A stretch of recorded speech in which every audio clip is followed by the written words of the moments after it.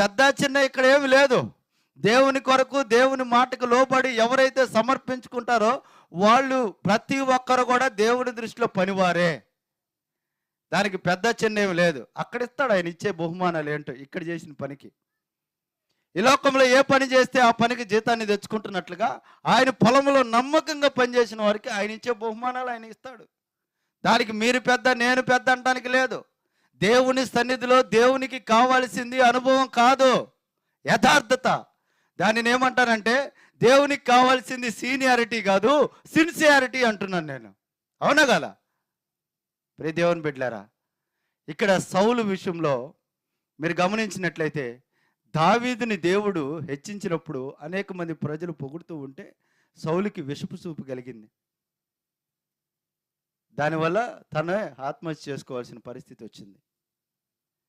ఈ రోజున